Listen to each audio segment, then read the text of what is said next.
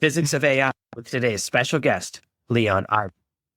Welcome to the Artificial Intelligence Podcast, where we make AI simple, practical, and accessible for small business owners and leaders. Forget the complicated tech talk or expensive consultants. This is where you'll learn how to implement AI strategies that are easy to understand and can make a big impact for your business. The Artificial Intelligence Podcast is brought to you by Fraction AIO, the trusted partner for AI digital transformation. At Fraction AIO, we help small and medium-sized businesses boost revenue by eliminating time-wasting, non-revenue generating tasks that frustrate your team. With our custom AI bots, tools, and automations, we make it easy to shift your team's focus to the tasks that matter most, driving growth and results. We guide you through a smooth, seamless transition to AI, ensuring you avoid costly mistakes and invest in the tools that truly deliver value. Don't get left behind. Let Fraction AIO help you stay ahead in today's AI-driven world. Learn more and get started at fractionaio.com. Now, Leon, I'm really fascinated by your perspective on fundraising. We have a lot of investors on the show, which I always love to hear about because it seems 3 years ago, every single product on the market was about the metaverse or cryptocurrency or NFTs, and every startup had to have that as part of their name to get funding. And now it's become AI. And we see so many companies that say they're AI or they have an AI component is so important, even when AI isn't needed to solve the problem, it just becomes necessary to fundraise. Do you think it's just where we're at right now that you have to have an AI component to fundraise, or is it possible to solve a problem without AI anymore? No, I'm not sure that it's possible to solve the problem. The problem in competition. How good you can solve this problem without AI? Because what we had before, we had a lot of analysts, and we had a lot of intuition. And still, I'm using intuition as well. You cannot remove it. But AI helps to somehow to shape our intuition, even to have much less analytic guys. Because for me, for example, it's very difficult to work with analysts. I'm not analyst. I'm entrepreneur, with all this stuff. And sometimes I don't understand why analysts think this way and why these numbers are important and other numbers are not so much important. Yeah, I like it very much. I use AI platform, matching platform, because it just saves a lot of time. So I find that a lot of people, especially further outside the world of AI, don't really know what it means. The definition of AI has brought in so much to include automation and integration and even API stuff. And it's gotten broader and broader to where a lot of people will say, I need AI, and then they'll just describe a simple automation that's existed for 10 or 20 years. So even many investors who want to invest in AI aren't really sure what they mean. So how can a startup who's trying to fundraise explain how they're using AI in a way that someone who doesn't really know what AI will understand?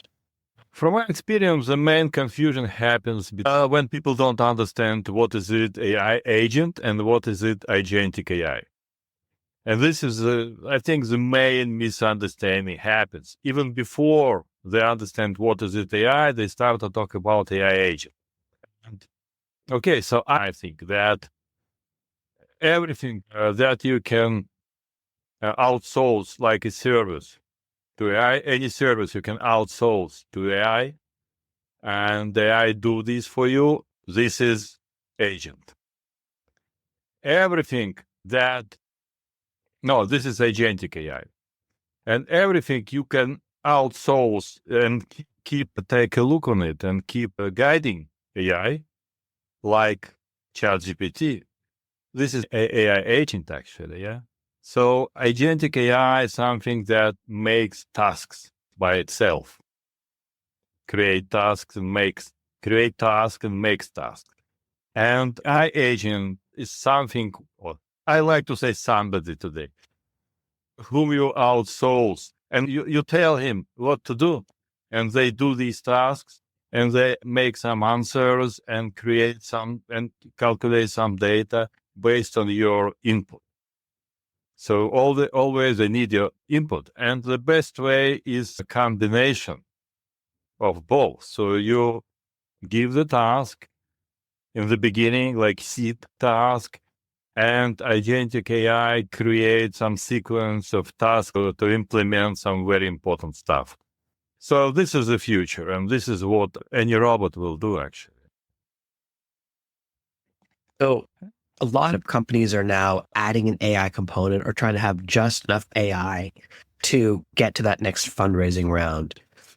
Do you think that we'll get to a point where investors start to become a little savvier or start to have a more of a discerning process? Because everyone has their own process when they're choosing who to invest in. And so when they're figuring out how much AI are you really using, and is this like a revolutionary use case, or is this a new use case?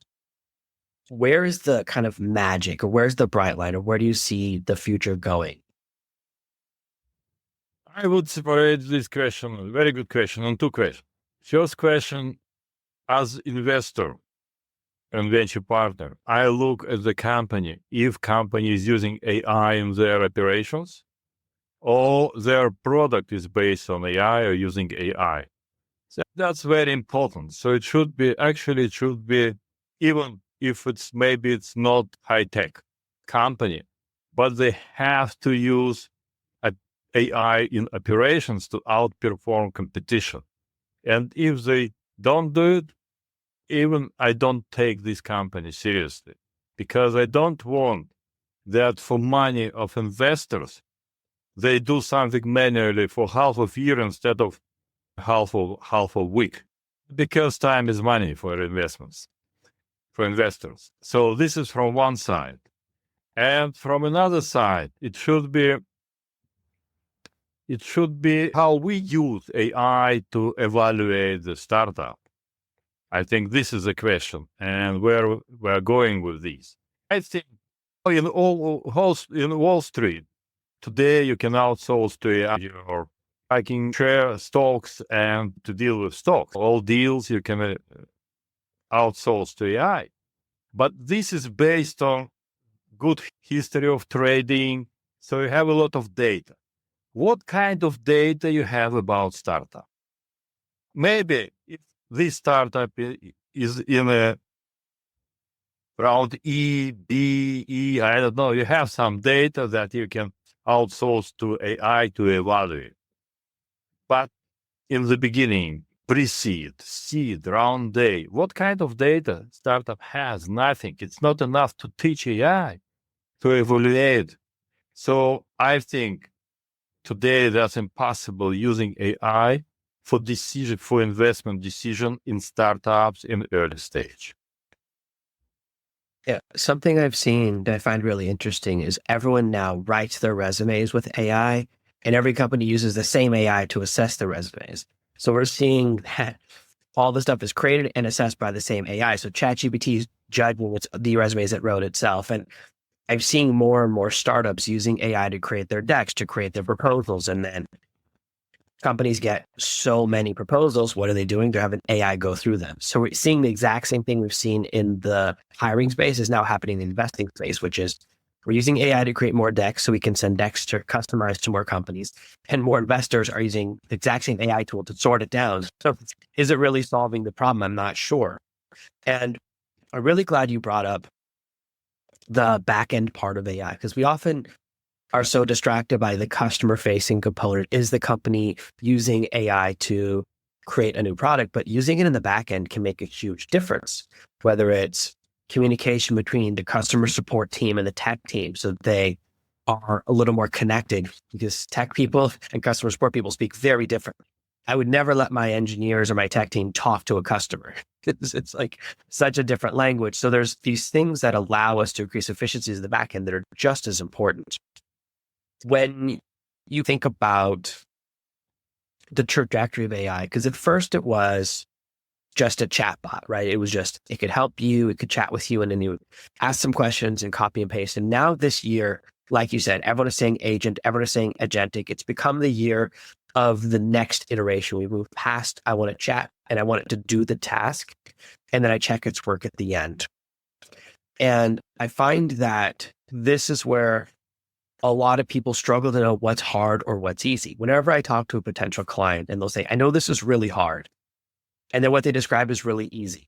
and the things they think are easy are always really hard. So our ability to assess what's easy and difficult to program or difficult to get an AI to do is often almost completely reversed. Why do you think that so many people's estimation of what AI is capable of is so far from reality? Is it because we see so many commercials that just make AI seem more and more magical so that people can't get a sense of reality? Yeah, first of all, people like to exacerbate things. If I see something, I want to have something more from this. And people never have a think about reality. All about everything, because you are biased. We are biased. So reality is not what we see. We see what we want to see. By the way, we create reality this way as well. So everybody has his own reality, right? I have my own reality, you have your reality. And sometimes they don't coincide. Same with AI. So it was the same with blockchain. It was the same with cloud computing. Every time that's why it was a bubble 25 years ago, because people just gave more value to something that doesn't have such value. All this value could be only released through, 50 years. But people today talk about the value like quantum computing. This value will be really released in 10, 20 years. But people today are like crazy talking about it, invest in algorithms of quantum computing, everything. But this value is not ready yet. So it's a good question what you asked, because actually we really think about AI like, how to say, like something that save us from something bad or something good. I don't know, but it doesn't happen. We need to think about AI like another tool, even commodity tool that helps us. And we have to learn how to use this tool like any tool. And the problem that, okay, you can make pitch deck using AI, but how you build the prompt, that's important. And if you don't know subject, if you don't understand what I like investor need, what you will build will be totally out of business. So you should be expert first. And just after that, you can use this tool. If you're not expert, your tool will be wrong. Seems almost like there's an inverse correlation between usefulness and interestingness. Like everyone loves to talk about, even on LinkedIn, on every social media platform, it's AI video. Every single day I say a new video that says Pixar's in trouble, Disney's in trouble because now AI video. And every AI video is not even close. It's a 3-second clip, a drone shot. It's always the same thing. It's always a 3-second video, sometimes 4 seconds, but a movie is 2 hours long. And that's the least useful use case. So many businesses go, I want to use AI video. And I go, why? How many videos did you make last year? 0. Then why do you want to make AI videos like this year? Because you're not solving an existing problem. There's this temptation to use AI to do something you're not already doing. And the real magic is to take what you're doing and do it faster or do it better using AI, as opposed to doing something completely new. But for the past year, for almost all of 2024, every AI video tool was a Sora killer, the Sora kill. Then Sora came out and no one ever talked about it again because it wasn't happening. Now no one's even mentioned it in the 2 months since it's been out. So how can someone make something useful and still capture that mystique or the interestingness that we seem to get from watching these AI videos? About videos, it's very interesting because one of my company, we're doing AI educational video for patients on discharge from the hospital. And founder, great guy, having about 1 million followers in YouTube and other social media, like healthcare educator. He teach how to do everything like other people, but he's a huge. But AI-based videos, they don't work. Because like a person, you deliver your values, your mimics, yourself, your authenticity. You don't have this in AI video. I'm not sure you can do it. So AI video by definition cannot be impactful. Like a real guy with charisma. You cannot add charisma to AI video. So it will be like instruction, very technical stuff. Maybe something that touched by, I don't know, by their context. But you are not able to deliver humanity through AI video. That's why there is a problem. And it doesn't matter, it's 1 minute today and maybe 2 hours in a couple of years. The main problem to solve, how to deliver humanity and authenticity through this video. And this is the main problem. And yet, this is what everyone loves to talk about. So if I post on social media something useful, low views. If it's an AI video, everyone goes and it's, oh, amazing, this is the future. But you wouldn't watch it if I didn't say this is an AI video. You would just think it's a bad video. Exactly. So I find that the real usefulness is not in creation from AI, but in analysis. AI can look at something and tell me, look at spreadsheets or look at data and tell me what I need to know. Because that's same as you. That's like the analysis part's not my strength. The creation of AI, never the same, but that's what everyone wants. Everyone wants a social media bot. But if it's just my AI is posting and your AI is commenting and my AI is responding, did anything happen? It's like that Zen question, the tree falls in the forest and no one hears it.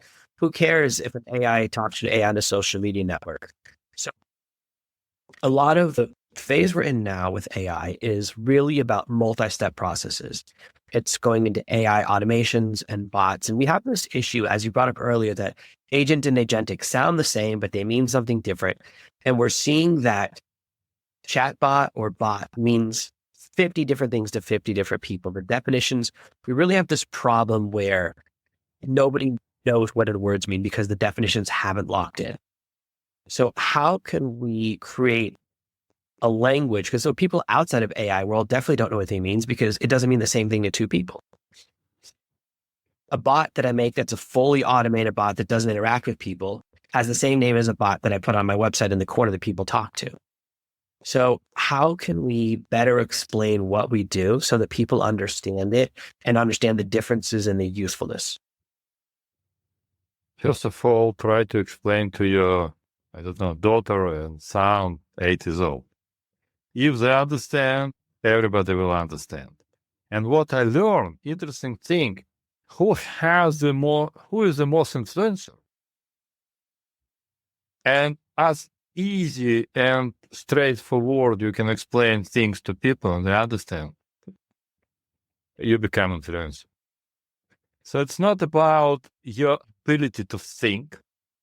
It's not about your ability to even to say.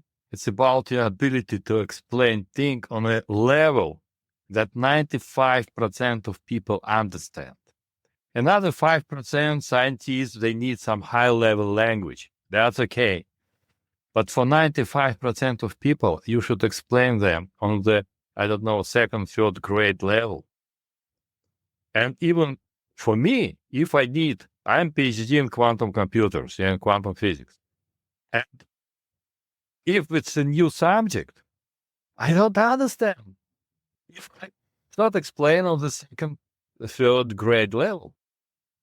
Even in my subject, some students came to me and started to talk about physics and all this stuff. If I'm not in, I don't understand this language. I don't understand what they're talking about.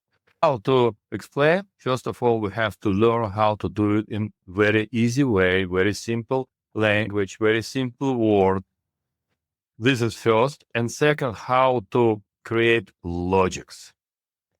Because if you don't know how to make logics in your sentences, in your text, that's impossible to understand somebody else because we follow the logic. So one word, final word, and new word of new sentence, they should be connected. And this is a big problem for founders when they present their deck. Okay, we finished with this, let's go to another stuff. I'm lost already. I want a very good flow of narration. This is what I want. I want everything continues. One sentence comes from another sentence, from another sentence. And actually, this is the art how to do it. That's why we can separate a good lecturer or not a keynote speaker from the bad keynote speaker. They do the same, they say the same, they explain the same, but we understand the difference.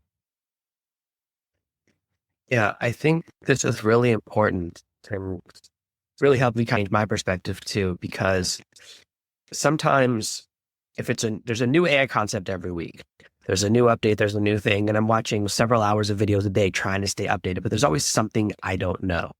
And people are surprised. I go, there's 100 AI startups a day. How could I know all of them? I wish.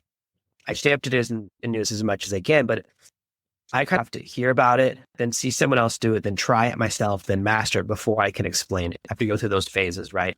Learning, mastery, teaching. But a lot of people, they're so caught up in the excitement. They get into the technical language or they get into the minutiae. And that's, I think, where a lot of people get lost, because there's this belief we have that we have to demonstrate how smart we are with complicated terms and really big words. And all it does is alienate the person who's listening. This has happened to me before. I was in a conversation with someone. They kept asking me, do you think he's pedantic? And I go, I don't know what it means. Yeah. It's a big word. I'm not 100% sure what it means. So he asked me like 5 times and I was like, I don't know, maybe. Let me go. I'm going to look it up right after this conversation. Sometimes people think because you're an author, you have to know every word. Sometimes I forget a word, and that's not where we want people to be. We want people to feel like AI is graspable, that it's something we can touch and something we can actually use in our lives. And I think that's really the critical part when people heard that I was having on a physicist, they go, oh no, it's going to be all big words. I won't understand it. I'll have to skip that episode. I'm like, no, I promise he's amazing. And you were amazing. This was a great episode. I know you have a new book that you want to tell us all about. I want to hear about it and where people can find out about your book and where they can see what you're doing online. Okay, interesting question. Thank you. I'm writing the book called Quantum Business Thinking. That is, I would say, culmination of all what I've done, like physicist, like entrepreneur, like engineer, and like investor. And everything just belongs in one line. And I understood that our world, including AI, is built based on quantum, like a quantum computer. We're all based on quantum physics. Everything happens based on quantum physics. You have atoms inside, you're built by atoms, right? So what kind of processes happen inside of you? Quantum processes, right? And when we think, quantum processes happen. And when we act, quantum processes happen. And if you have very dynamic ecosystem, you can apply quantum physics principles, not only explain what happens, but to predict and to design the action that is the best from energy, resources, and goal point of view. So you have very specific angle, for example, on superposition, right? If you don't know what to do, you have 100 options. You are in superposition state. You need some observer or something that will collapse you to think certain way and to act certain way. And this collapsing should be in the right way. So if you collapse in a different wrong stage, you do wrong thing. You get into the shop and then you want to buy some, I don't know, suit and 10 different suits. And you are in superposition state. You don't know what kind of color you want to take. And then sales guy approaches you and say, okay, I think this blue one is good for you. So you collapse to some decision. But you come home and your wife said, no, why did you buy such a crazy color? Red is good for you, maybe. It's not so crazy for her angle. So this is who we are. And if you or a tunneling effect, how to make things with low resources, how to get outcome with low resources. So you have to think all the time about logics on things and quantum-based logics today is the best because it's based on nature.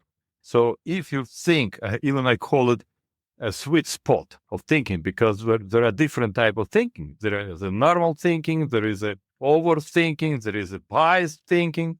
We're all biased thinking, but there is a sweet spot that is quantum thinking or quantum business thinking application to the business. So each step, each action, each relationships, you can consider from quantum principles approach, how relationships influence on you, how they collapse your wave function, how you collapse your understanding on things, how they change your thing. And for the business, it's interesting because we're talking in startups about exponential growth. Exponential.